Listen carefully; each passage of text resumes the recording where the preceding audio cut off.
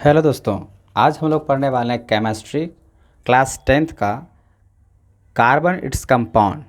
तो carbon its compound में एक छोटा सा टॉपिक है chemical properties of carbon compounds. Chemical properties of carbon compounds.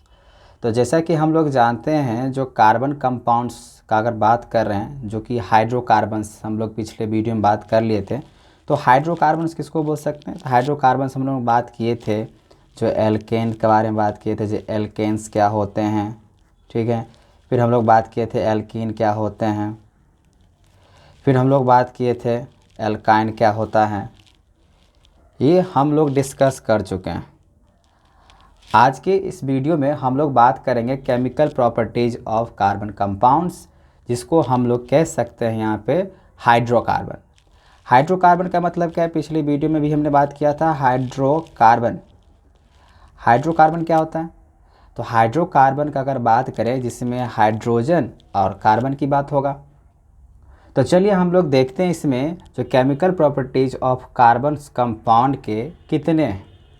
तो चलिए बेसिकली हम लोग देखेंगे इसमें चार जो है ना, इसका प्रॉपर्टीज होता है। Chemical properties of carbon compound का बात करेंगे। फर्स्ट का अगर हम बात करें तो फर्स्ट होता है हम लोग का कंबशंस। ध्यान समझिए, फर्स्ट होता है कंबशंस।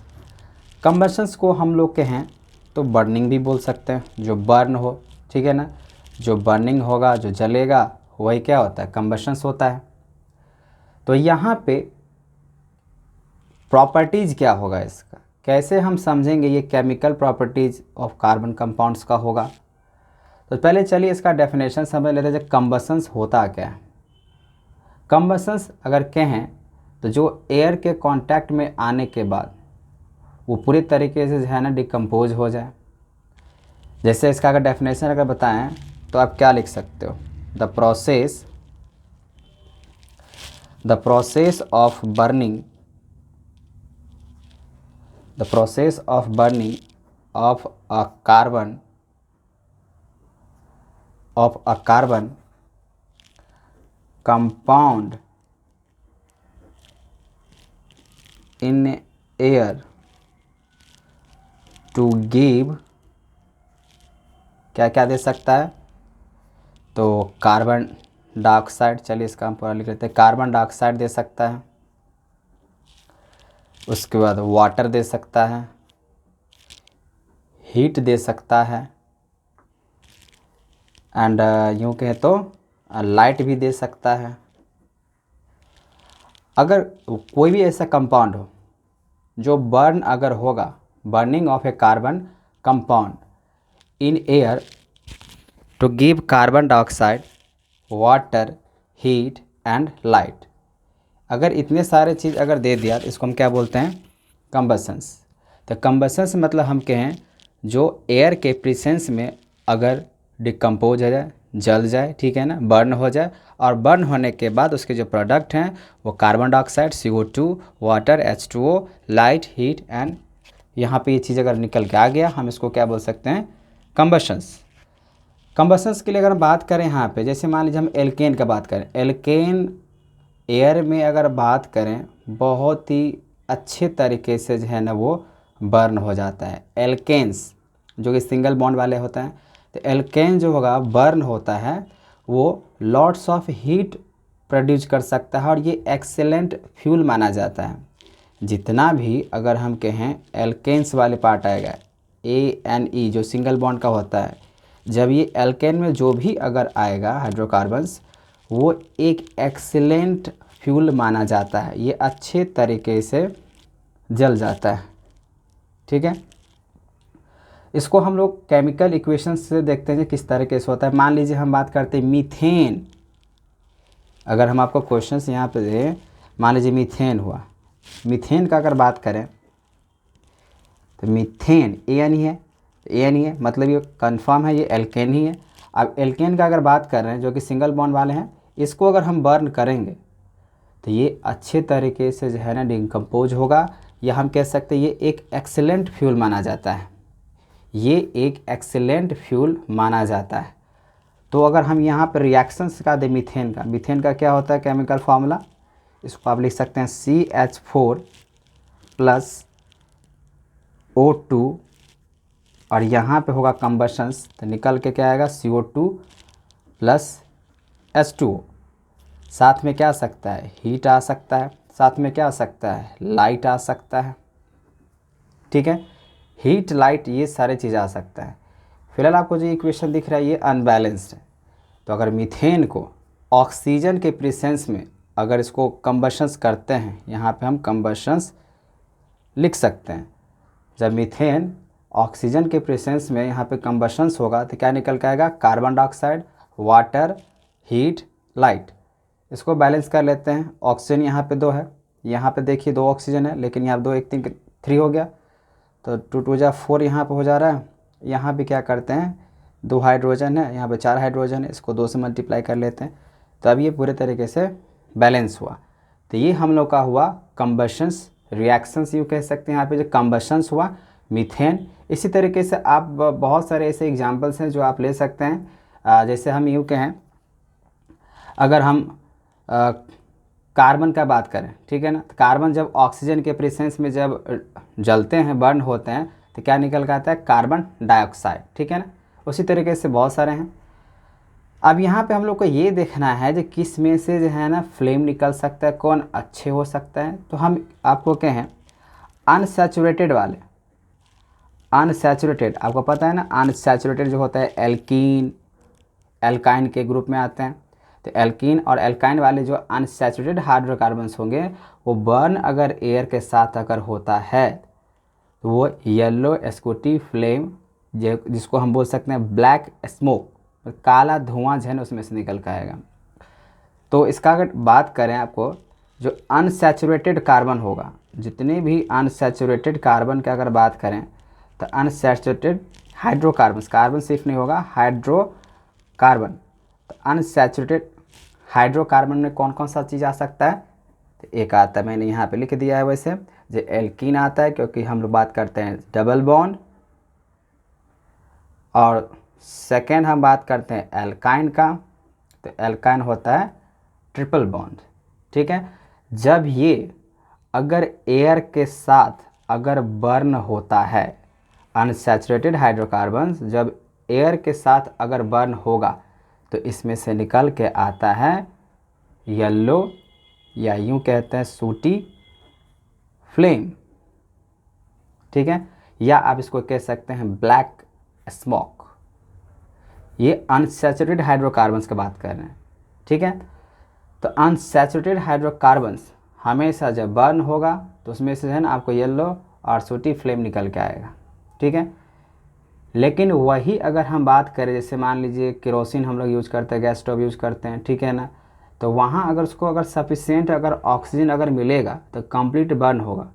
और जब कंप्लीट बर्न होता है तो वहाँ पे स्मोक लेस या ब्लू फ्लेम निकल कर आएगा।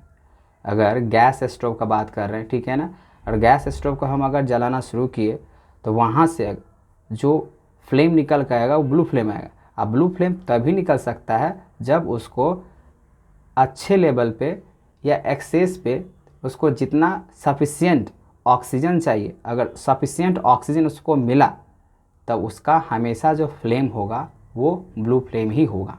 ठीक है, अब यहाँ पे अगर हम बात करें इथाइन का, अगर हम बात करें इथाइन का, जिसको हम लोग एसिटिलीन भी बोल सकते हैं, तो अगर मान लीजिए एसिटिलीन का बात करें, एसिटिलीन जिसको हम लोग इथाइन भी बोल सकते हैं, वाई यानी इथाइन भी बोल सकते हैं, ये भी किस में आएगा भाई, जब ये हम बोल दिए एल्कीन एल्काइन, तो इथाइन भी क्या है, अनसैचुरेटेड हाइड्रोकार्बन है। इसको जब हम एयर में बर्न करेंगे तो इसमें भी क्या होगा, सूटी फ्लेम निकल के आएगा, क्योंकि जितने भी आपको अनसैचुरेटेड हाइड्रोकार्बन्स का बात कर रहे हैं ये सब का सब हम कह सकते हैं यहाँ पे इनकम्प्लीट कम्बशंस होगा। इनकम्प्लीट कम्बशंस, इनकम्प्लीट कम्बशंस का मतलब यही माना जाएगा इसको जो है ना सफिशिएंट एयर नहीं मिला, जिसके वजह से ये क्या हो गया, ये इनकम्प्लीट कम्बशंस हो गया। ठीक है, और जो सैचुरेटेड हाइड्रोकार्बन्स होगा, जो पहले सैचुरेटेड की बात करनी चाहिए था, लेकिन मान लीजिए अभी बात कर रहे हैं सैचुरेटेड, जितने भी हाइड्रोकार्बन्स होते हैं सैचुरेटेड हाइड्रोकार्बन्स जो सैचुरेटेड हाइड्रोकार्बन्स होता है जिसको हम लोग क्या बोलते हैं, एल्केन्स, जनरली ये बर्न जब होता है, जब ये बर्न होगा, जब इसको हम बर्न करेंगे तो बर्न होने के बाद ये नॉन सूटी फ्लेम देगा। नॉन सूटी कहने का मतलब कि इसमें ब्लैक, जो हम बात किए ब्लैक स्मोक होगा, लेकिन इसमें हम कहें तो ये नॉन सूटी फ्लेम होगा। ये नॉन सूटी फ्लेम निकल के आता है, जिससे क्या होता है, एकदम साफ़ सुथरे जो है ना आपको बर्न होगा। और यहाँ पे लिमिटेड में हम बात कर सकते हैं, ऑक्सीजन मिल सकता है इसको, तो नॉन सूटी फ्लेम होगा।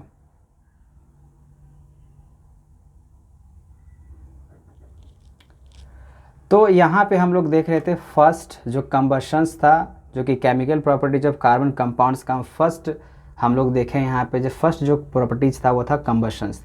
तो कंबशंस का मतलब यही है जो कि ऑक्सीजन का प्रेजेंसी होना चाहिए, और ऑक्सीजन जब होगा तभी तो जलेगा, बिना ऑक्सीजन का अध्ययन कोई भी चीज़ तो बर्न हो नहीं सकता है।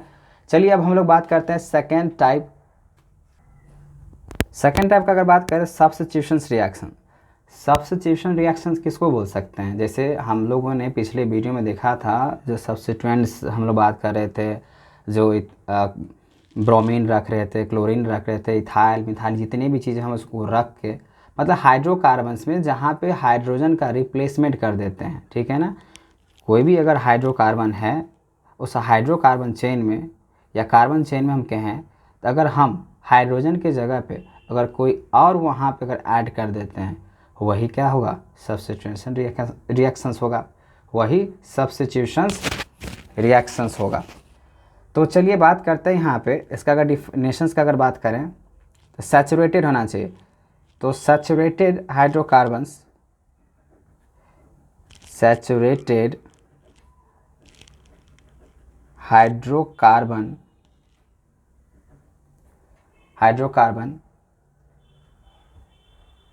ये तभी सब्स्टिट्यूशंस रिएक्शंस होगा। तो सब्स्टिट्यूशन रिएक्शंस कैसे होता है, सब्स्टिट्यूशंस रिएक्शंस हम कह सकते हैं यहाँ पे विथ कहें तो क्लोरीन हो गया, ठीक है ना। तो क्लोरीन का बात हो सकता है, लेकिन ये जो क्लोरीन हमने ऐड किया, तो क्लोरीन किसके प्रेजेंस में होता है, इन द प्रेजेंस अगर बात करें, इन प्रेजेंस ऑफ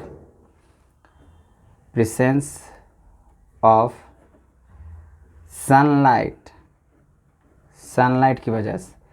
तो सब्स्टिट्यूशंस रिएक्शंस में हम लोग बस यही देखेंगे जहाँ पे वैसा रिएक्शंस आएगा जहाँ पे हाइड्रोजन एटम्स को, जो कि हाइड्रोकार्बन्स होता है, उस हाइड्रोकार्बन में से हाइड्रोजन को हटा के अगर कोई भी अगर हम एटम्स को अगर ऐड कर देते हैं, वही क्या होता है, सब्स्टिट्यूशंस रिएक्शंस होता है, ठीक है।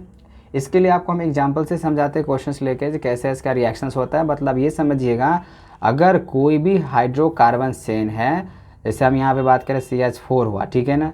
अब CH4 हम लोग यहाँ पे देख चुके हैं जो मीथेन होता है। अब इस मीथेन में अगर मान लीजिए अगर हम ये हाइड्रोजन हटा दें और कुछ और ऐड कर दें, ठीक है ना, तो क्या बन जाएगा, तो क्लोरोमीथेन। जैसे इसका अगर हम बॉन्ड बनाएं, जो स्ट्रक्चर बनाएं, इसमें कार्बन एक है, चलिए ठीक है, लेकिन इसी में अगर हम 3 गो हाइड्रोजन जोड़ दें, ठीक है ना, 3 गो हाइड्रोजन जोड़ दिए और एक में जोड़ देते हैं क्लोरीन।